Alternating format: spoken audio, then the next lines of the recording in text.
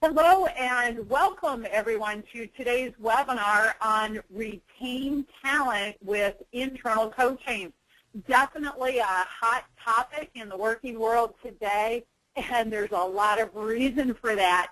Just a quick few housekeeping pieces. Because of the number of people on the call, we do have you in the mute-only mode. At the same time, we welcome questions. Now, a couple of you did submit questions in advance, and we anticipate addressing those questions as we go through our conversation today. Those of you that have questions or something comes up for you as we go through the program, please do type it into the question panel in your control box for the webinar. We will be monitoring that as we go. Where possible, we'll take it when they come, and otherwise what we'll do is anticipate answering it certainly by the end of the webinar. So your questions are definitely welcome. Very glad to have you here. We're going to start with a quick peek at what our agenda is for today's conversation. So we're talking about retaining talent, and the first thing we're going to discuss is the talent retention crisis. How important is it to retain talent? What is the impact? And from there, go into the cost of turnover, because it is definitely costing organizations money.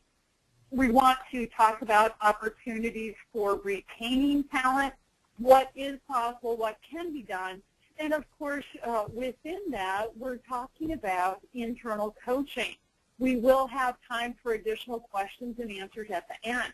Now, what does that mean? Well, given that we are scheduled for just 30 minutes today, we're going to move through fairly quickly so that we do make sure we address your questions and respond to what you want to know specifically. So I'm going to dive in with some information on the talent retention crisis.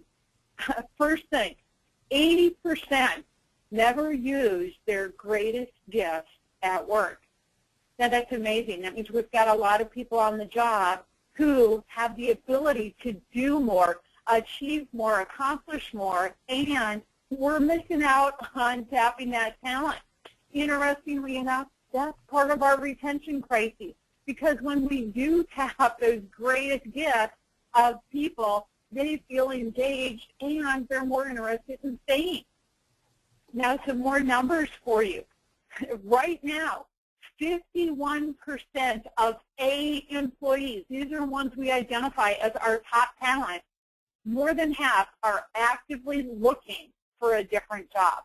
Now, that's frightening. We think we've got the A employees and we're going to keep them. We're losing them. 70% of all employees are actively looking for a different job. 70%. And we keep talking about the economy and how much we're struggling. And yet we've got people out there looking for something different. These numbers, by the way, come from Boylston and Henson, just to give you a source on that. Now, backing up their information, Forbes came out and said, even in a climate of business uncertainty and an unemployment rate of 7.8%, more than 2 million Americans are voluntarily leaving their job every month. Every month we're losing that much talent. Now, what's going on? Well, think about what's happening in the workplace today. We had the whole economic bubble burst, and it meant that we were doing more with less. A 60-hour work week is our new norm, and that's pretty scary. We all talk about having that work-life balance, and yet we're pushing it, and we're working more and harder. 85% of illnesses that occur are actually stress-related. What does that mean? We are stressing people out on the job, and they're getting sick from it. Depression will be the #2 killer by the year 2020. #2, it is climbing fast, and it's because of that stress load, the illnesses that are associated. A couple more numbers for you. Absenteeism, higher insurance productivity combined with the illnesses, everything else, the cost to us is $576 billion per year. $576 billion. That is a number that's got to grab attention. Definitely, we're struggling in terms of retaining talent. Now, Accenture did a report, and here's what they found. 31% of people don't like their boss. Well, we've heard that number before. Gallup Polls has been publishing that. Business News came out with it. Right Management has said this. People don't quit their company, they quit their boss. 31% don't like their boss. 31% cite a lack of empowerment. Likely that's very closely related. 35% cite internal politics, and 43% a lack of recognition. So these are reasons people don't want to be there. The reasons they're stressed out, don't like their job. What does that mean to us? It boils down to high quit rates being due to workplace policies. It's how functioning is in the workplace. What's happening? And what does that mean to us? Well, it costs us money. Let's get into some numbers on that. Now, turnover costs include productivity losses during training, during recruiting, and the lost work while the position is vacant. Now, of course, it's more than that. There are hidden costs of turnover. Think about things like slippage, the ripple effect. When you lose somebody, it affects other people on the job. Customers are affected by that. Hey, they really like that employee. That was a great person as far as they're concerned. We might lose them as a result. And a loss of credibility.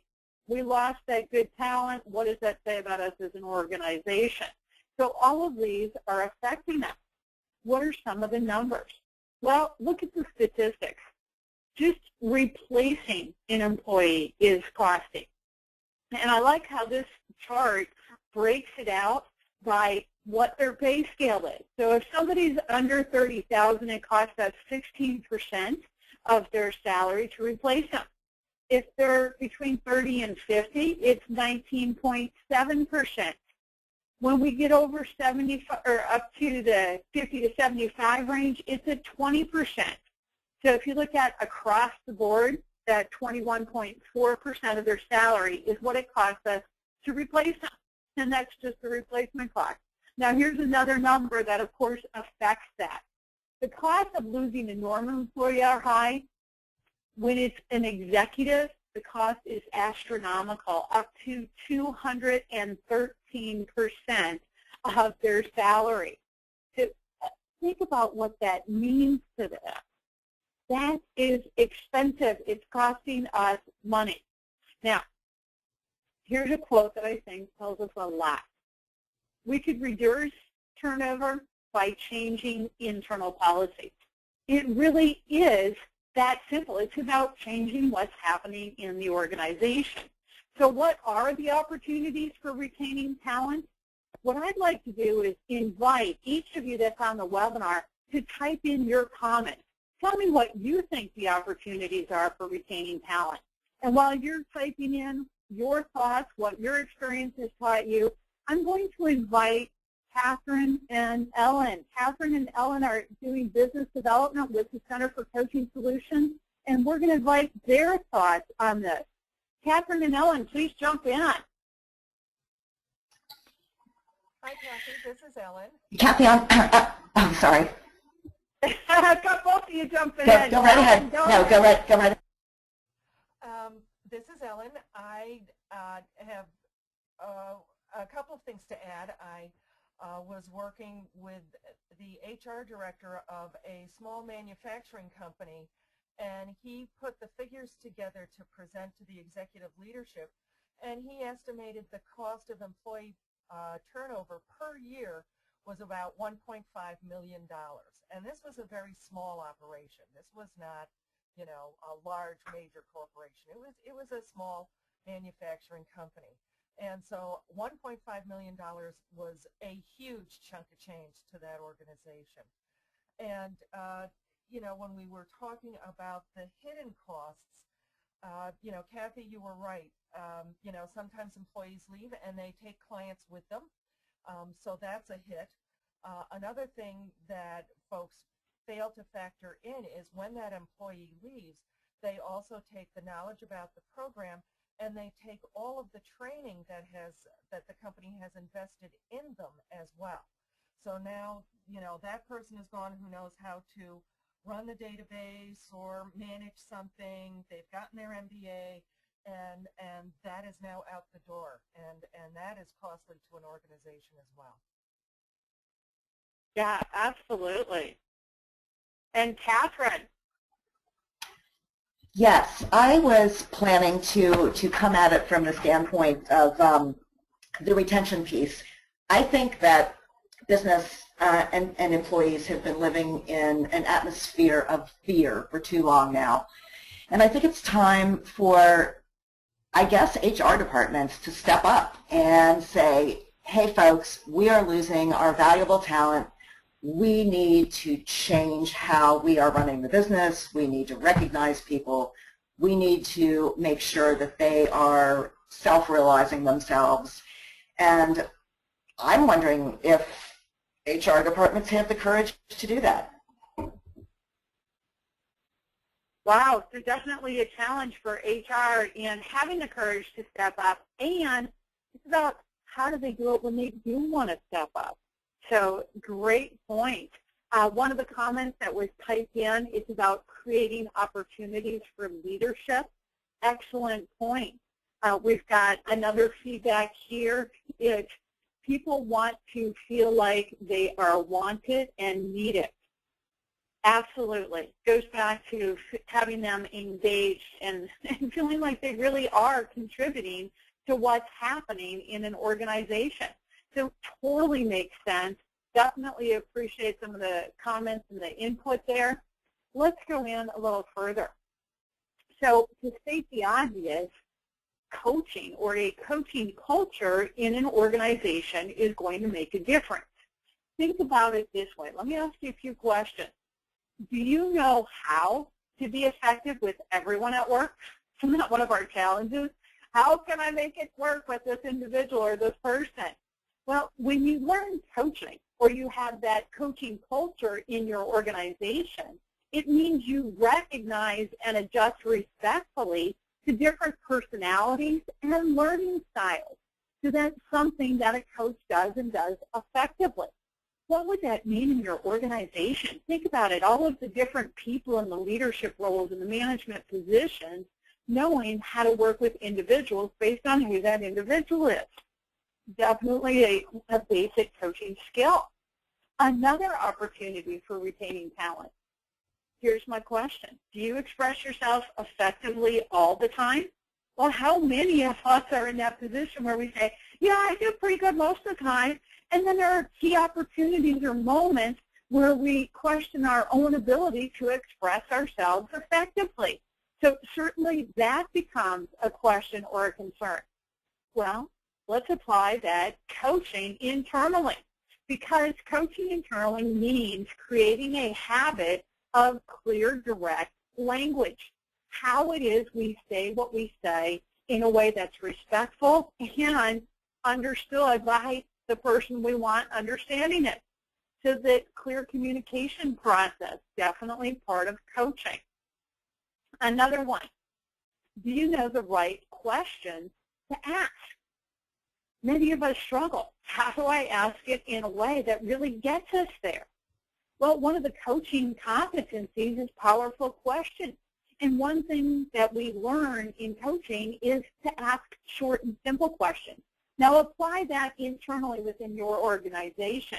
If you've got your management and your leadership communicating with people based on who they are, using clear, direct language, and asking questions that really are open to the possibilities, keeping it short and simple, what's that going to do for the individual that works for them?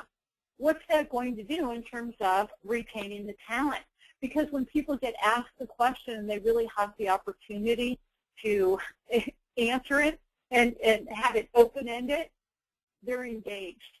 They feel like, oh, somebody wants my input. Hey, I'm adding value here, and that's important to people. Here's another one for you. Do you engage and motivate others for the best possible results? Well, ideally, we want to be doing that. Is that a challenge for some of the managers and leaders in our organization? Of course it is. They've got talent in some of the technical skills, some of those other areas. The number one deficiency is in the soft skills, the people skills, and the communication skills. So what happens when we have internal coaching? Well, it's an opportunity, in addition to creating that skill set with them, really coaching them on the application of it. Because ultimately, with coaching, you recognize how people are thinking. You create the appropriate shift toward proactively accomplishing what they want. So what does that mean to your organization? It means if leaders effectively engage the people doing the work. And when they effectively engage them, then you're retaining talent. Now here's another one for you. We talked about 80% of the time we're not tapping those strengths of our team. So I think that answers this question in and of itself. That statistic tells us we're missing the boat on it. So if we are not maximizing the strengths of our team, what does it mean to us? Well, it creates another opportunity for increasing talent retention. Because with coaching internally, we are empowering individuals to proactively engage. We're asking them, hey, what do you want to do? How do you want to do it? And getting them involved in what's happening in the organization. Now, let's back that up with another quote. To every degree that a company can make its executives and employees an enterprise of one, they can increasingly become their own boss without having to leave the organization or spend the majority of their workdays wishing they could. In essence, corporate leadership can still achieve productivity and happily engaged employees by offering them more latitude in how employees accomplish company and personal goals. This is impacting the bottom line.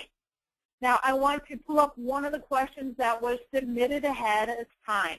What are the best practices to implement a coaching culture in an organization? And so I do want to share with you just very quickly on our YouTube channel. We did do a webinar talking about implementing a coaching program in your organization. There's going to be a lot of great information in that. Please check out the YouTube channel. I want to also answer it here and now for you. So when you want to have an internal coaching program, there are several components to it.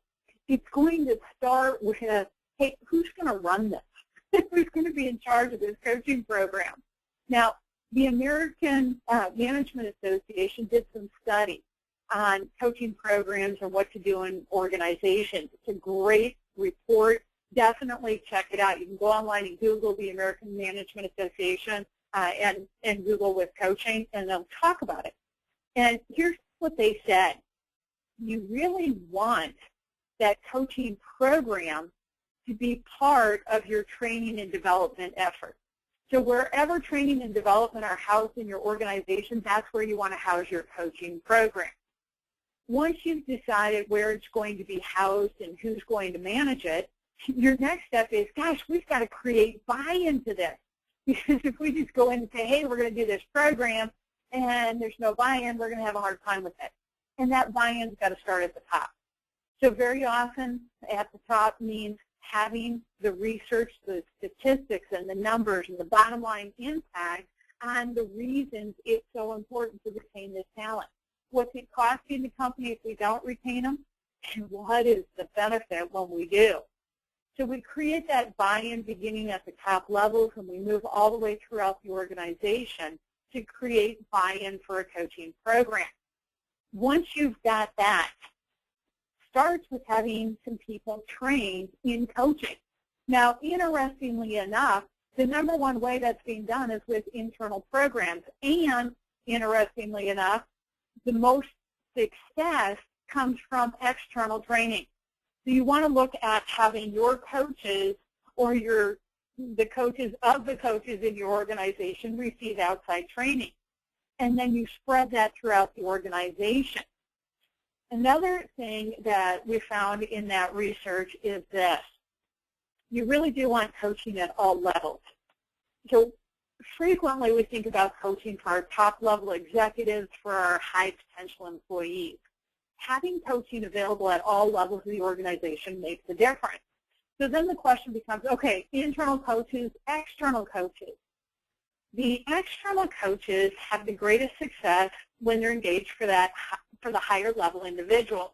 The internal coaches are successful coaching at the mid-level all the way through the entry-level employees in an organization. So in terms of best practices, the answer becomes start by determining who's going to manage the coaching program, create the buy-in throughout the organization, then get external training for the coaches, the people in the organization coaching those who do coaching. At that point, you're then training those internal coaches.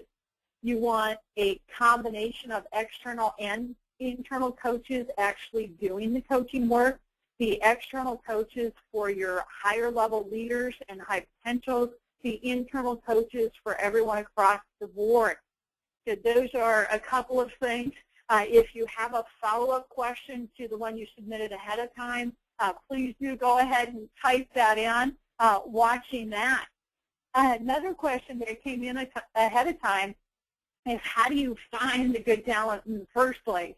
And the first thing I'm going to say is, interestingly enough, when you retain good talent, it makes it easier to find good talent because people talk.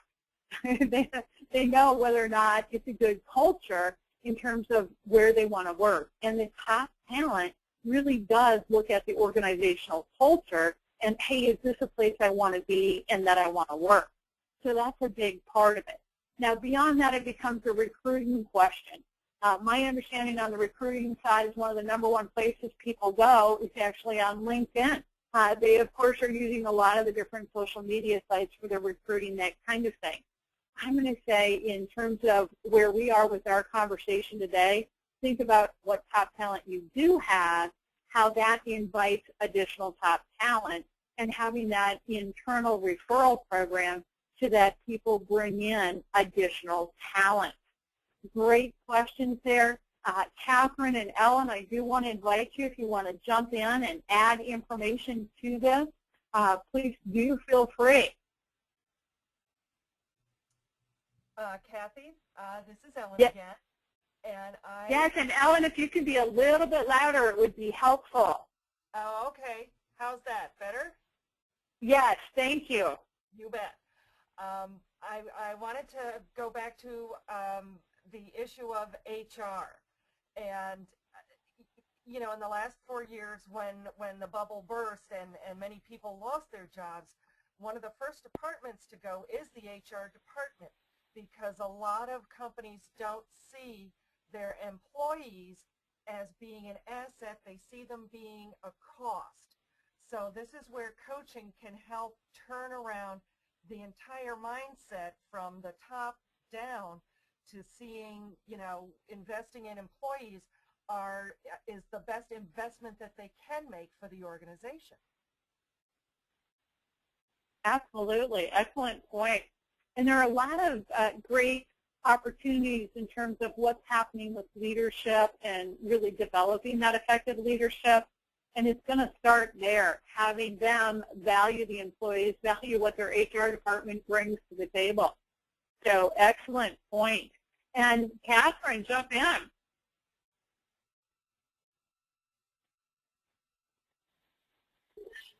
I think that was a great point that Ellen just made. Again, I think the big question is how coaching can become even more a part of American business today. I know it's made tremendous strides over the last few years, but I think it's essential for more companies to recognize the importance, and frankly, I think every manager should have some basic training in coaching so that they've got those tools that you were talking about in terms of communication and, you know, recognizing their employees for the human beings they are. So I think that's the big discussion, is how do we bring coaching to the American workplace? Absolutely. And creating that coaching culture. The interest everyone that's on the call today, the interest you have in an internal coaching program speaks to what your opportunity is just in and of itself. That awareness and that recognition that coaching really is the tool that's making a difference in the workplace is absolutely powerful, and it's the first step in that direction. So I'm going to throw out a couple of opportunities you have, and I do want to continue inviting your questions. So when you want to retain talent with internal coaching, we've got a couple of resources for you. So the first one is the Center for Coaching Solutions. The mission there, the resource for coaching results. And actually that feeds right into what coaching directories do we recommend. Thank you for that question. So first off, the Center for Coaching Solutions is an organization that provides coaches for you. In addition to that, for those of you that are looking at implementing a coaching program, we're there as a resource in terms of information. If you want some help consulting, if you want to coach for your internal coach, whatever it is, that resource is there for you. Beyond that, of course, there are additional directories. I'm going to say this is pretty solid because you get people that are going to talk to you about your needs, what you want to accomplish, and match someone with you directly. The Center for Coaching Certification is there as a resource in terms of training. So where you want external training for the coaches doing the coaching of your internal coaches, that's an opportunity for you. Beyond that, in terms of retaining that talent, going to that directory, Coaches and Coach Matching, Center for Coaching Solutions. So that's external coaches for your higher level people and then for the people running your coaching program. Now, we want to give you something. So, free 30-minute consultation. How can we help you do what you want to do and accomplish what you want to accomplish with your coaching program? So here's what we're going to offer. If you are interested in hiring a coach, talk with either Catherine or Ellen. I'm going to give you their contact information, and they will spend 30 minutes with you if you want to talk about hiring a coach. The other thing they'll offer, if you want to talk about getting a coaching program and, hey, how can we be a resource for you, have that conversation with them. If your focus is on the training for the coaches, have a conversation with me. So here is the contact information for each of the three of us. You've got our phone numbers there and our email addresses. We are here to be of service to you, very interested in being helpful. So do let us know how we can do that. I would like to open this up for additional questions that you have at this time. And Catherine and Ellen, of course, I'm inviting you to jump in again with additional comments or observations. Those of you that do have to go, and I'm already getting some of your comments, I definitely appreciate you being here. I realize that we're just a couple minutes shy of time. So thank you as well. I've got people typing in thank you and that you appreciate the time today. You let us know how we can be helpful. Thank you for your interest and participation. We look forward to being of service for you as well. So what other questions can I answer for everyone? Oh, thank you. I was unaware that the information was not up on your screen. So here you go. Here is the contact information. I think that took care of it for you. So you can reach us. Do let us know what we can do to be helpful. So thank you for doing that. Apparently the slides have stopped. What other questions can I answer, everyone? Or if you'd like to direct a question at either Catherine or Ellen, feel free for that as well. And Catherine and Ellen, let me invite you in on closing comments. Kathy, I just wanted to make sure people know that they're going to have access to the presentation after the fact. Oh, yeah, absolutely. We will get a link out to the recording of today's presentation. So those of you that want to come back and get the information again, you'll have that access. So thanks, Catherine. I appreciate that. And Ellen, any additional thoughts from you? Just to reiterate that we are here to help, and we firmly believe that coaching is going to help with getting the corporate culture moving forward and engaging and retaining employees. Absolutely. It's fascinating when you talk to people. We have this tendency to think, oh, it's about the money. And yeah, people want to make a living. And even more important, they want to be recognized. They want to be engaged. They want to feel like they really do have ownership of what they do and how they do it, that they're empowered to take initiative and be productive and maximize their own talent. And that coaching culture does just that. So excellent. Thank you so much. Definitely appreciate everyone's time and participation. The comments I'm getting at this point are the thank yous, and people are heading out into their day. So I'm going to thank you again. I'll go ahead and close out our webinar, and do know that we are here and available to be of service for you.